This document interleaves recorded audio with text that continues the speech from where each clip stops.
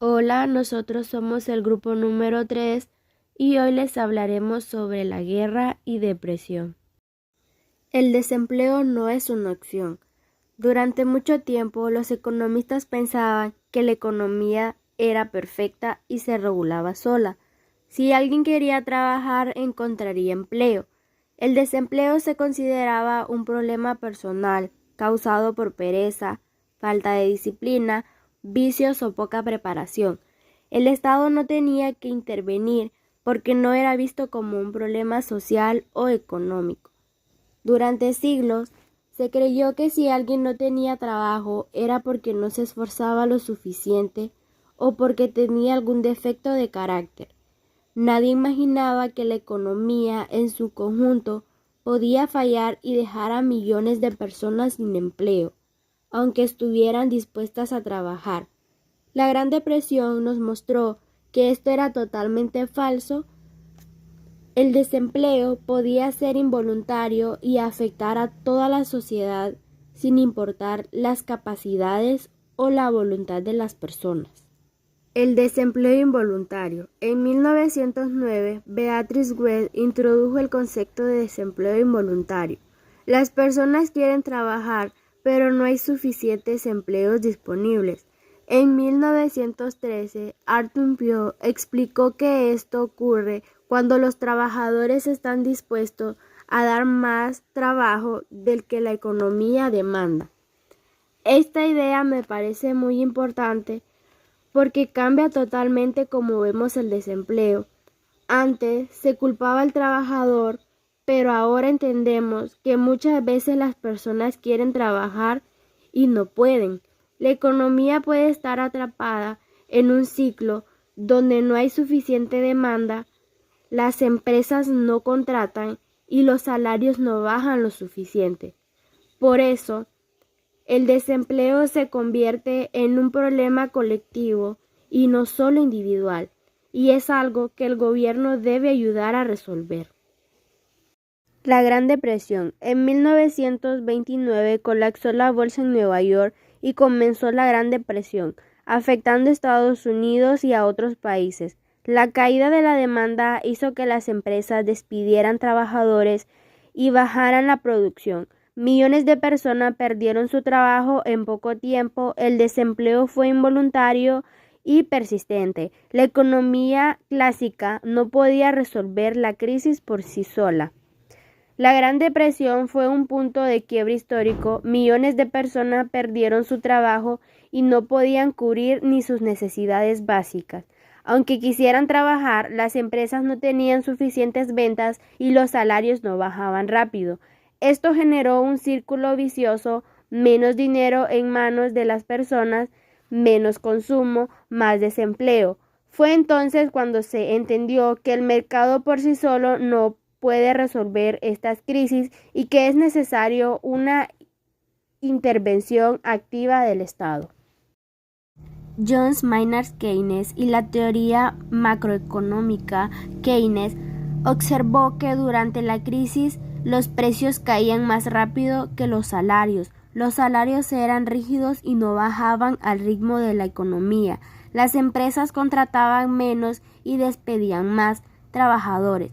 Keynes dijo que el gobierno debía gastar más para reactivar la economía, incluso si había que endeudarse temporalmente. Así se generaba demanda y producción y empleo. Keynes fue un economista que dijo: ¿no es verdad que la economía siempre se equilibra sola?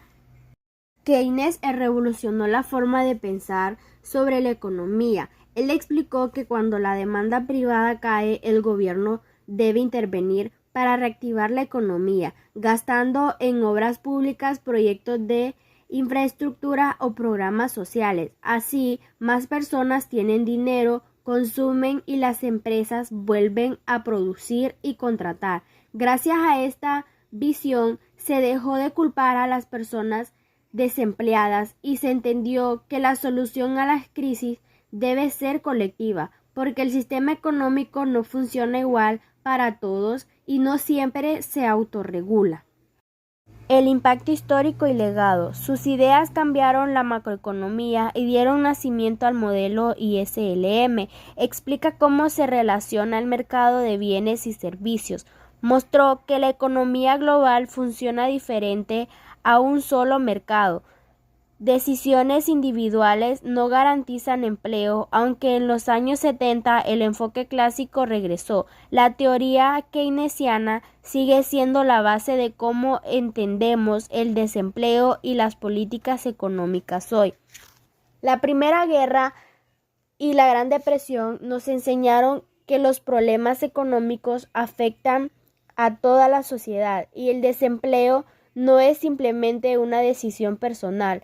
Muchas veces es resultado de factores que la gente no controla. Gracias a Keynes entendemos que los gobiernos deben invertir para proteger a la población y mantener la economía activa.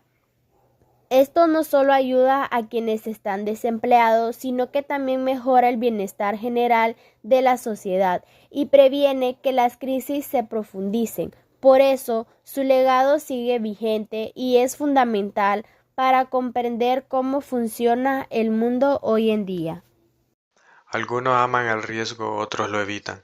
Frank Knight fue uno de los primeros economistas en estudiar la relación entre el riesgo, incertidumbre y beneficio dentro de una economía de libre mercado.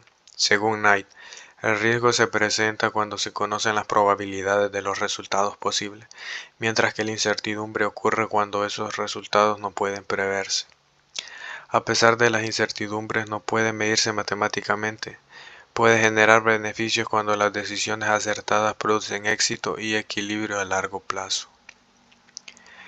En la economía, el régimen está presente en todas las decisiones, desde intervenir en acciones o bonos hasta iniciar un negocio propio. Los individuos, empresas y aseguradoras deben valorar constantemente los niveles de riesgo según su grado de aversión o preferencia influye en sus decisiones financieras. Para Nike, el beneficio surge de la inherente e impredecible naturaleza de las cosas, resaltando que la incertidumbre es una fuente esencial de ganancia en la economía.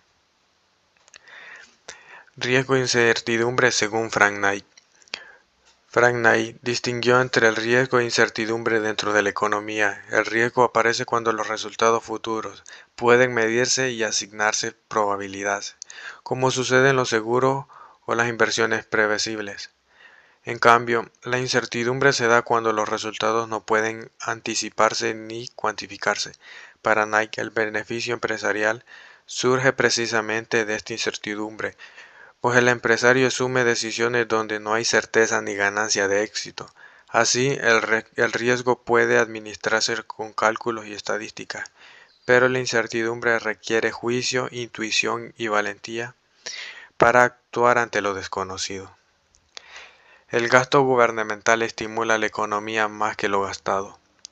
Según Kennedy, si el gobierno aumenta el gasto, se incrementa la demanda de bienes y servicios, lo que crea empleo y mejora los ingresos de las personas. Estos ingresos se destinan en parte al consumo, impulsando otra ronda de gastos y generando un efecto de cadena que estimula toda la economía. El economista Richard Kahn y posteriormente John Hicks ampliaron estos conceptos demostrando que cada inicial provoca efectos secundarios positivos en la producción y el empleo. No obstante, Kennedy advirtió que un exceso de gastos podría causar inflación afectando el poder adquisitivo. Gasto gubernamental y economía según Kennedy. John Maynard Kennedy explicó que el gasto público puede impulsar la economía al incrementar la demanda de bienes y servicios, generando empleo e ingresos. Ese dinero circula nuevamente en el consumo provocando un efecto multiplicador sobre la producción y el trabajo. Richard Kahn y John Hicks ampliaron este principio mostrando cómo cada inversor pública produce efectos positivos en cadena. No obstante, Keynes advirtió que un gasto excesivo puede generar inflación y reducir el poder adquisitivo, por lo que debe aplicarse con equilibrio.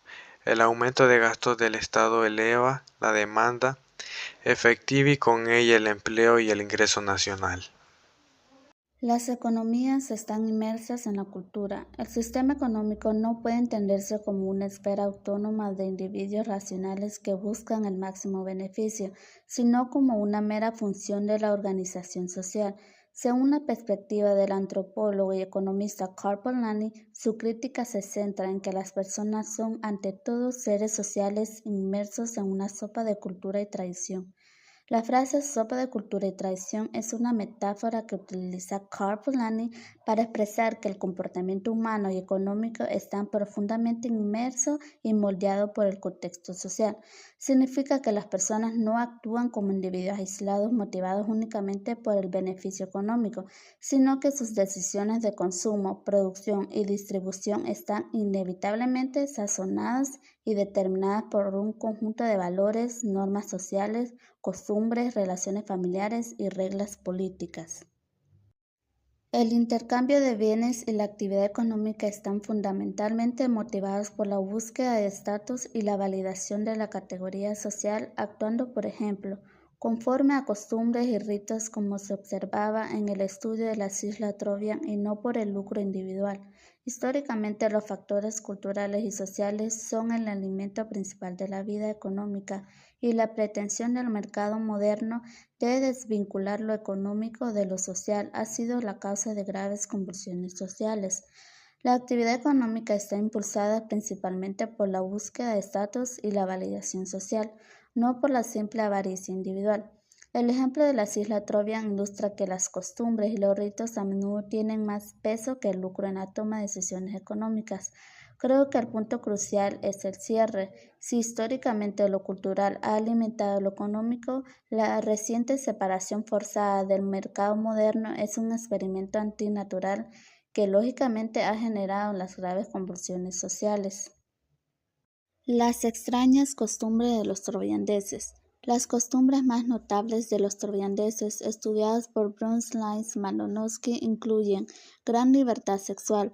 Tanto hombres como mujeres gozan de amplia libertad sexual y los niños comienzan a explorar su sexualidad a edades tempranas como parte de su desarrollo natural.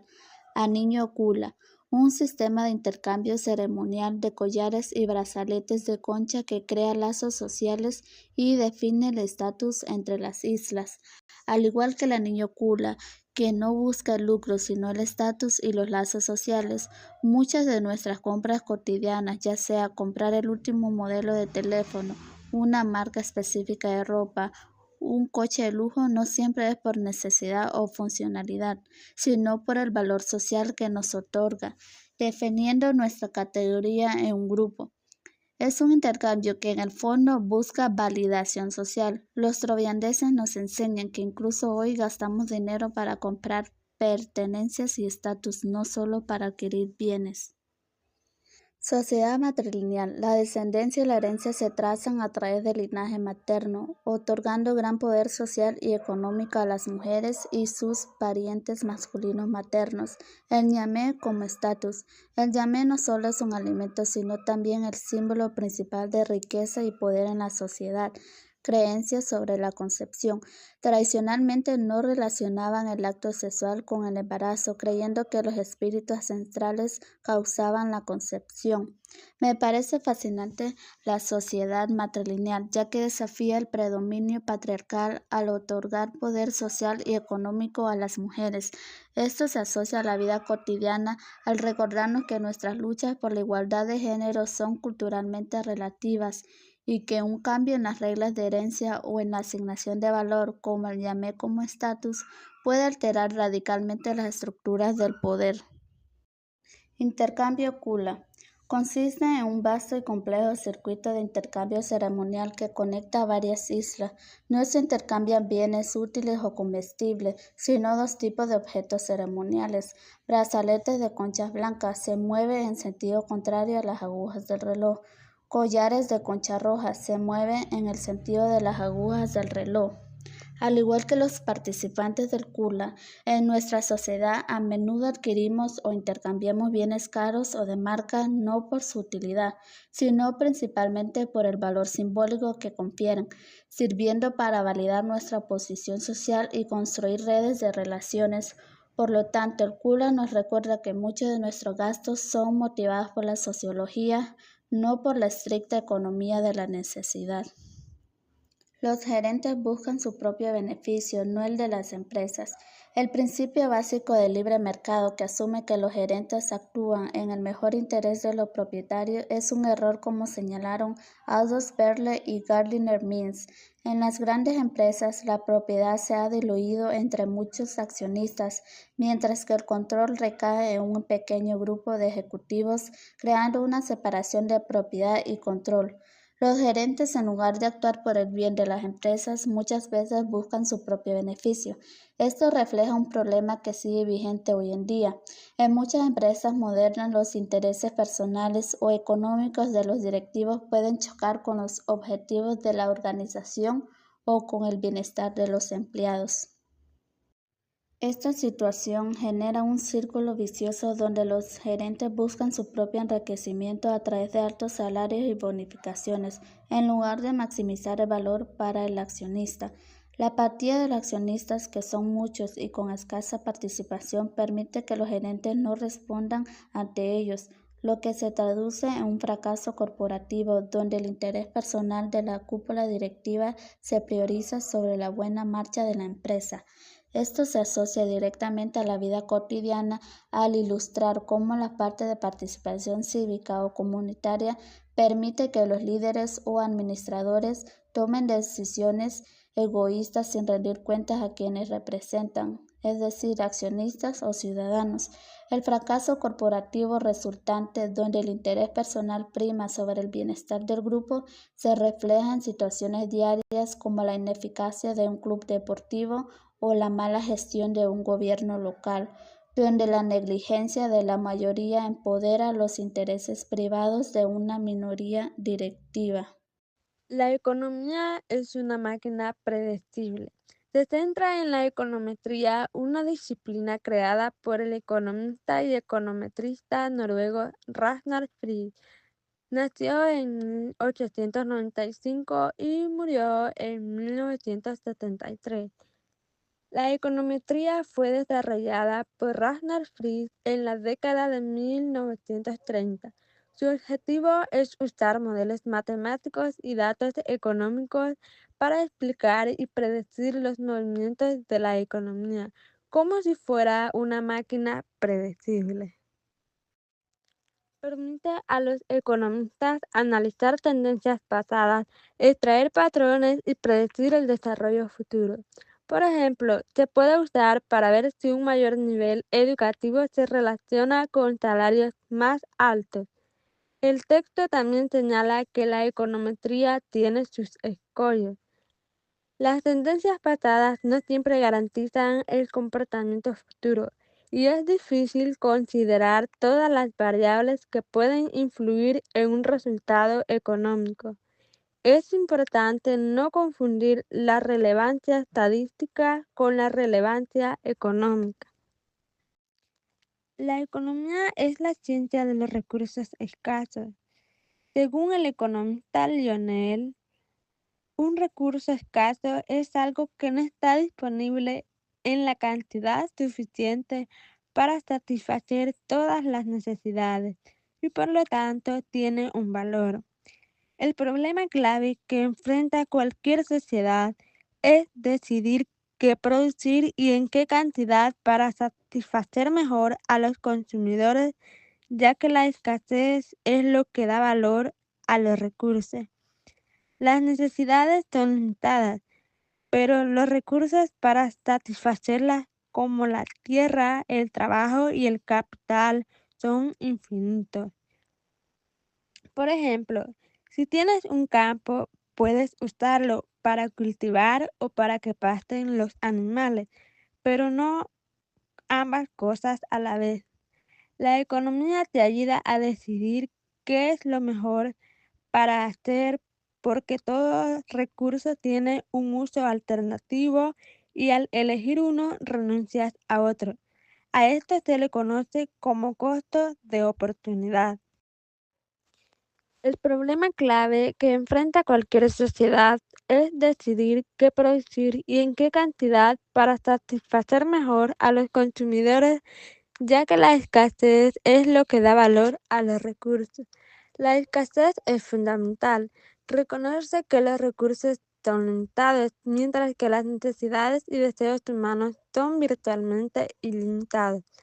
La economía se relaciona con otras ciencias sociales como la historia, la sociología, la política y la psicología, así como con disciplinas como la estadística y la contabilidad, para comprender mejor los fenómenos económicos y sociales.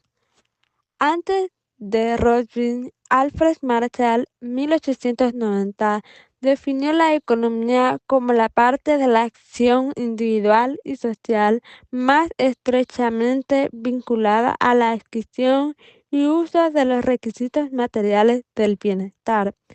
Después de Rothschild, Milton Friedman, 1962, y Gary Becker, 1971, adoptaron y ampliaron la definición de Rothschild. Basado en las ideas de los mercantilistas y en la escuela de la fisiocracia y en el contexto de la Revolución Industrial y la Revolución Francesa, se impone el capitalismo contemporáneo y surgen las doctrinas formuladas por los máximos exponentes de la ciencia económica: Adam Smith, Robert Malthus, David Ricardo, Juan Bautista Say, John Stuart Mill y Karl Marx. Este último radicalmente opuesto a las ideas liberales de sus antecesores. Adam Smith, 1723 a 1790, universalmente conocido como el padre de la economía liberal, gracias a su célebre obra Investigación acerca de las causas de la riqueza de las naciones. Paradójicamente, Smith, discípulo y amigo de David Hume, no fue profesor de economía, sino filosofía moral en la Universidad de Glasgow. Además de darnos un dato muy útil a la hora de analizar su perspectiva económica, nos obliga a estudiar ese aspecto de su obra que se encuentra contenido en la teoría de los sentimientos morales. Este libro, aunque mucho menos conocido de la riqueza de las naciones, es la clave en Smith para comprender de buen modo el liberalismo moral y el análisis de su pensamiento económico. La industrialización, un crecimiento sostenido. El desarrollo sostenible es un concepto básico para nuestra era. Es tanto una forma de entender el mundo como un método para resolver los problemas globales. Los Objetivos de Desarrollo Sostenible, ODS, guiarán la diplomacia económica mundial de la próxima generación. Este libro ofrece una introducción a este fascinante y activo campo de pensamiento. El punto de partida es nuestro superpoblado planeta. Actualmente viven en él 7.200 millones de personas, aproximadamente 9 veces los 800 millones de personas que albergaba en 1750.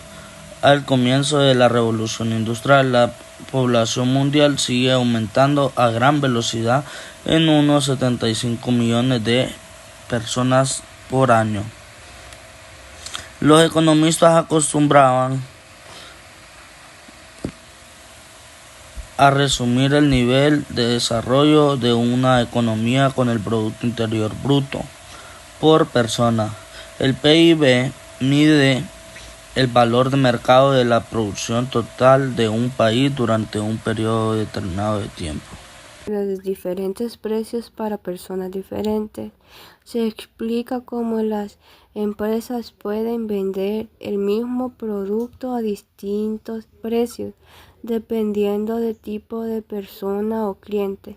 A esta práctica se le llama discriminación de precios y su objetivo principal es que las empresas maximicen su beneficio, cobrando más a quienes están dispuestos a pagar un precio alto y menos a quienes solo pueden pagar un precio bajo.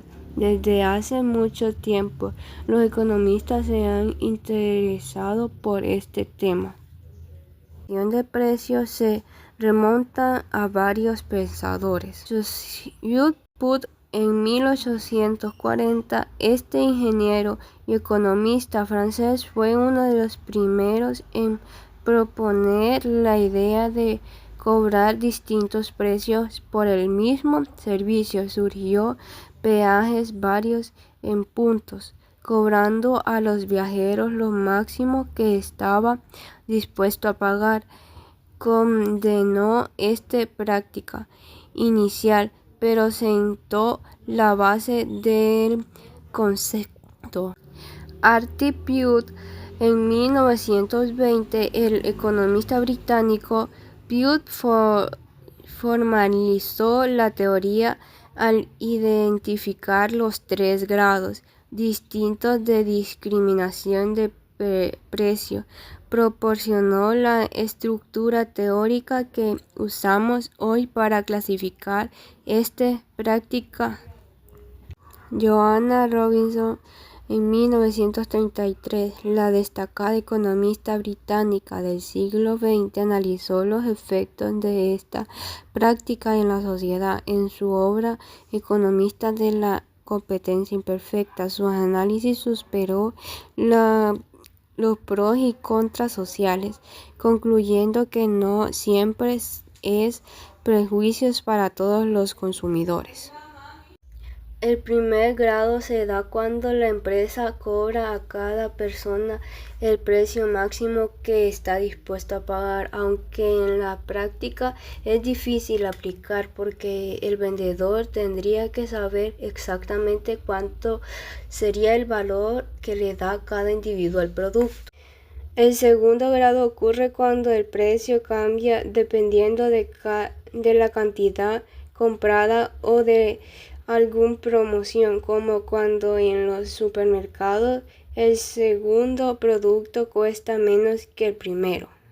El tercer grado es el más común y se basa en aplicar precios diferentes a grupos de consumidores. Un ejemplo claro son los descuentos para estudiantes, niños o personas mayores, que pagan menos que los adultos comunes. La economista Joanna Robinson fue una de las primeras personas que estudiaron este tema en su obra Economía de la competencia imperfecta de 1933. Ella analizó los efectos que la discriminación de precios tiene en la sociedad. Según Robinson, muchas personas la consideran injusta, ya que implica que algunas pagan más que otras por lo mismo. Sin embargo, también explica que esta práctica puede tener ventajas porque permite que más personas accedan a bienes y servicios que de otra manera no podrían pagar. En conclusión, la discriminación de precio busca encontrar el equilibrio entre el beneficio de la empresa y el acceso de los consumidores. Aunque a veces parezca injusto, también puede tener un lado positivo cuando permite que más personas puedan comprar o disfrutar algo. Personalmente, pienso que lo importante está en que los precios sean justos y que no sean aprovechados de los consumidores, sino que se usen para beneficio de todos de una manera más equilibrada.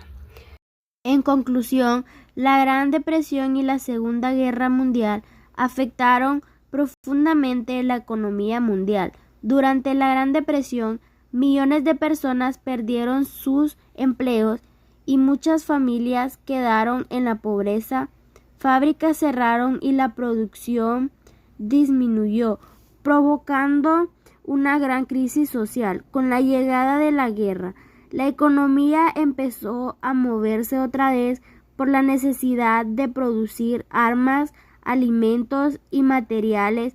Esto generó nuevos empleos y ayudó a que muchos países se recuperaran. Sin embargo, también hubo escasez, destrucción y sufrimiento por los conflictos. Estos hechos demostraron la importancia del papel del Estado para controlar y apoyar la economía en tiempos difíciles. Si conectamos todo esto con lo que vivimos en el 2020, con la pandemia, se puede ver que la historia se repite de cierta forma. En estos tiempos se paralizó la economía y millones de personas perdieron sus trabajos. Hubo miedo e incertidumbre. Fue como una nueva versión de aquella crisis, pero esta vez con nuevos retos. Los gobiernos tuvieron que actuar rápido y las personas aprendieron a adaptarse y el mundo entero se dio cuenta de lo frágil que puede ser la economía cuando todo se detiene.